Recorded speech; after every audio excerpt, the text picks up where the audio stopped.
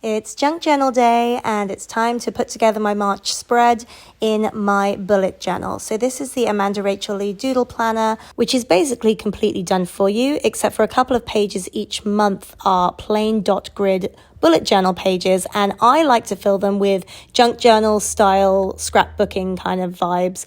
And because I keep everything, literally, scrap pieces of paper, tissue from gifts that I get, envelopes, etc., I have a lot of options to choose from. So I tend to pick a color palette that I think will work. March, I was thinking, St. Patrick's Day, hence the green. And then I just basically go from there. So my personal method for starting a spread like this is just getting paint on the page. So I've picked some colours I know will look good. I'm obviously going with these green tones. So I've got the mid-green, gouache, I've got watercolour and yellow and blue. And I just need to get paint on the page. So I'm trying to get rid of that dot grid that's there, like the markings. I don't want to see much of that by the end, and just having a big blank white piece of paper to begin with can be really off-putting. And then I literally go in and make marks with my brush and just keep layering as much as I possibly can, whether it's with stencils and my fingers in some cases, whether it's with pieces of paper or tissue. The goal is to just keep layering, basically, and you'll understand why by the end. I do want to quickly talk about this brush because this is the Scarabus brush by Monica at Shimoni Art. I will leave her information in the caption. It does come looking like this. I did not cut this brush. I've had people ask me before. So I don't know what it was originally created for, like if people use it to draw lines like I do sometimes. I personally just love it for mark making. I think it is so fabulous for making these little hoof print horseshoe shapes. And the mark making process is honestly just kind of relaxing. And the majority of this page, you won't even see the marks that you initially made. It's kind of enjoying the process as well. So I decided to go and add some pink to the page because I was feeling like cherry blossom vibes from the lines that I'd made, and obviously found that washi tape that had the pink and green. So again, just layer. Okay, so I'm still building on the page. I'm still not loving some of these patches of white because I didn't cover enough. And so the next stage for me is figuring out a quote where it's going to go. So I put things like washi tape and paper pieces so that it's easy to find a reasonable place to break and put a quote.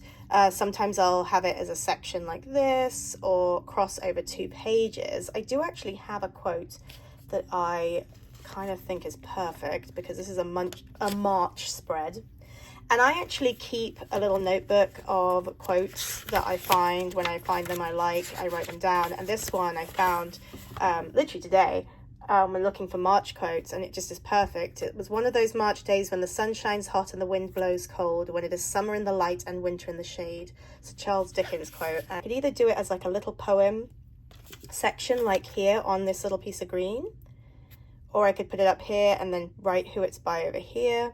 This is an old piece of actually it's an old notebook that I had that I kept some of the pages because it was a lovely green, and as you can see, I've found a way to repurpose it. So I might put one here and one here to write the quote on. I don't want to I love this little guy here, but I don't want to cover it. That's the other hard part with this. Sometimes you have to figure out what you're willing to cover up. Moments can be lost, but that's okay. New moments will be made.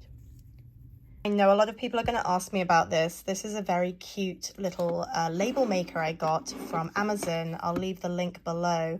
I love this label printer. It is a thermal printer and it just looks adorable. I do also have a proper typewriter that's so cute next to it. So this is my label maker. That's the actual typewriter. So this one I've already programmed for custom. So watch this. So this is going to come out with my quote, or the part of the quote I put on.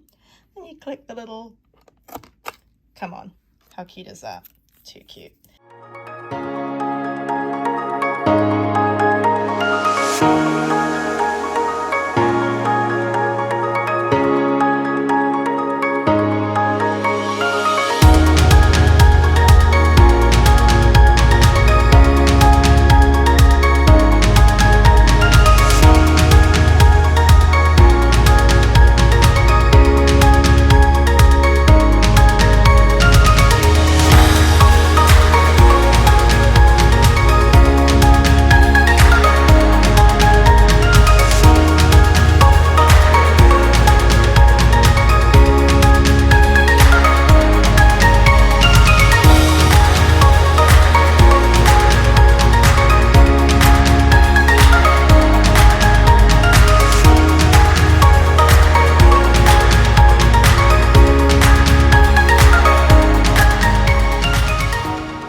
Now, you will notice that two huge portions of this quote are missing, which is the words summer and winter.